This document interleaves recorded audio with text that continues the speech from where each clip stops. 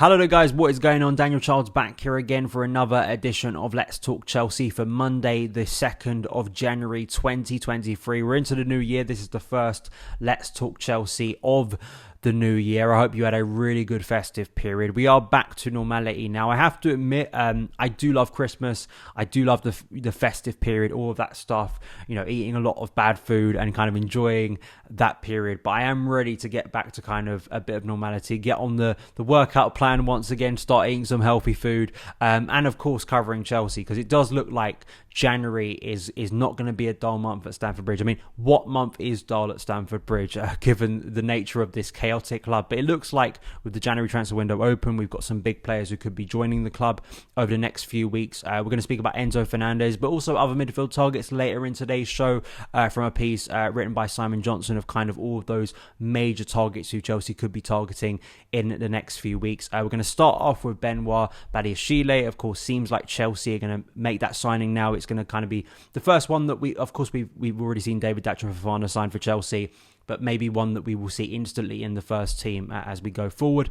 And as well, some injury news regarding Ben Chilwell and Ruben Loftus-Cheek. Before we get into any of that good stuff, I want to ask you guys, if you haven't already, please hit that subscribe button and a notification bell if you are watching on my YouTube channel. Make sure you don't miss any of the uploads and updates regarding Chelsea news this month and heading into the new year. It's going to be a big one on the channel. It's going to be a busy one, probably regarding Chelsea, as we know. So make sure you don't miss any of the content. And if you are enjoying it and want to see more uploads, please hit that like button, because it helps new people find the channel as well. And if you're listening on the podcast feed, thank you so much for tuning in. Son of Chelsea is a part of the 90 Min podcast network. But let's start off here with the news regarding Benoit Badiashile. This is from David Ornstein from The Athletic. Chelsea reached Benoit Badiashile transfer agreement with Monaco. The deal for the 21-year-old is worth in the region of 37 to 38 million euros. That works out at about 32 million pounds. Chelsea have agreed personal terms with Badiashile on a long-term contract, and his medical is in the process of being scheduled. Badiashile is a 6'4" defender who is good on the ball, incredibly fast, and who has impressed in France by regularly stealing the ball off opponents without having to go to ground. He also has a lot of experience for someone so young, having made 135 appearances for Monaco in the past 4.5 seasons. Badiashile has been capped twice by the senior France side. This has moved incredibly quickly. It really has, from a Chelsea perspective. We spoke a lot about Josko Vardial. Apparently, this is kind of an alternative. Chelsea looking at that player, Vardial, the price potentially is kind of just a bit ridiculous going into this month.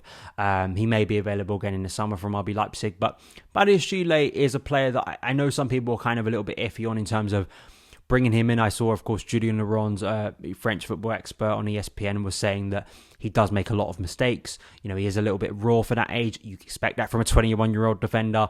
Is that really what Chelsea need right now? But it's slap bang in the profile player this new ownership is bringing in, and we consistently say this. Now, Badiashile is not quite the same as, say, David Datro or Andre Santos or even Carney Chukwuemeka. He is someone who's gained a lot of first-team experience at a good level. Liga is a good level, and as we've seen in recent years, there seems to be a good sort of adaptation from, at least we hope, from the French League to the Premier League compared to, say, other leagues we've seen. So hopefully that will be the case for Badiashile, and I do think this is a player who will be coming in and competing instantly for first team minutes. And I do wonder if this is tied into Graham Potter apparently wanting to go more to a back four system like we've seen in the first two games against Bournemouth and Nottingham Forest since we returned from the World Cup break.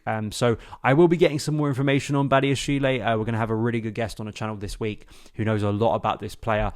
So we will be speaking to him about that later in the week. So make sure you're staying tuned for the Badiashile special as it is later on in the week, because I'm really curious to learn more about this player and also what he could bring to Chelsea in the upcoming months. But let's move on to some injury news now from my good friend Adam Newson. Apparently there is a hope that Ben Chilwell can be reintegrated into Chelsea's first team setup after their Premier League clash against Fulham next week, whilst Ruben Loftus-Cheek is already back in training too. Good news on the injury front, because Chelsea have been suffering so many injuries, and particularly to have someone like Chilwell apparently available again in the upcoming weeks would be huge for Chelsea.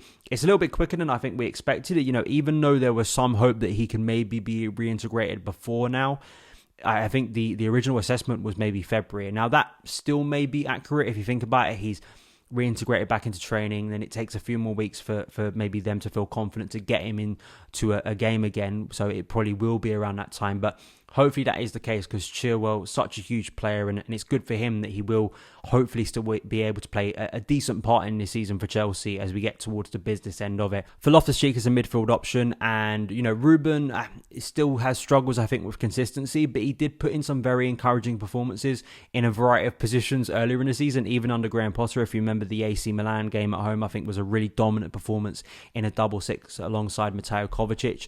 Now, life may become a little bit more difficult for Ruben Loftus-Cheek in the upcoming weeks if Chelsea do sign, say, Enzo Fernandez and more midfielders in the upcoming month. The final thing to speak about is again related to midfield. This is a piece from Simon Johnson from The Athletic. Fernandez, Bellingham and McAllister, what we're hearing about Chelsea midfield targets. It kind of breaks down a lot of the stuff that we have been speaking about. Enzo Fernandez, the negotiations around him, not all the way completed yet, but it does look like Chelsea are trying to get that deal over the line. It'd be absolutely huge. We have spoken about that already on the podcast in recent days, and massive. It would be game changing. I think it really would. Even if Enzo Fernandez isn't the perfect kind of profile maybe Chelsea have been missing, I think the quality of player, what he could bring to the Chelsea midfield right now, I think could be huge. It really could. But some other options this month, Enzo Fernandez, obviously, other than him, Jude Bellingham.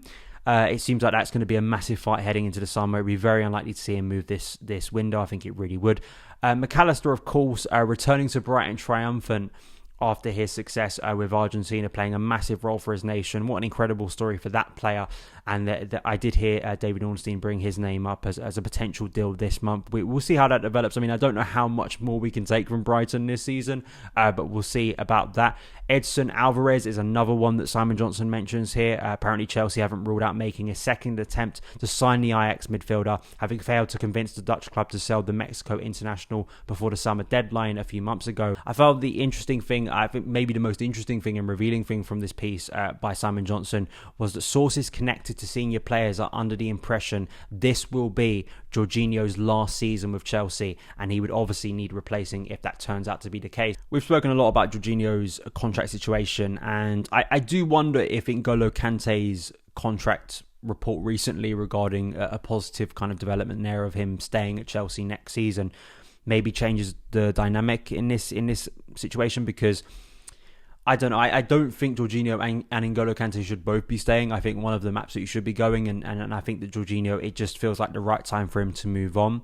I feel like the Nottingham Forest game again was just a real prime example of the problems Chelsea have had for quite a while, but I think particularly this season, off the ball, when Jorginho can't get on the ball and you have to protect him, and I said this on Twitter and it maybe annoys people, but for me, that deepest midfielder, his prime job usually, at least one of them, is to protect the defence. There are different ways of doing that, holding on to possession.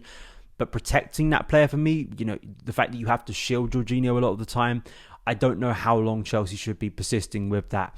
Even if we know that Jorginho has got quality on the ball and he can offer good performances to Chelsea, like we saw against Bournemouth. I think he was a big part of that. But for Jorginho, I think it is the right time to move on at the end of the season. And it's just, the wheels are in motion now for Chelsea to revamp this area. Now, will it be Fernandez this month? Will it be maybe someone else in the summer? We will see. Let me know your opinions on the midfield situation and Jorginho's future as well in the comments below. But that is it for this edition of Let's Talk Chelsea. Thank you guys so much for tuning in. You can follow me on Twitter at SonOfChelsea, and I will see you again very soon. All the best.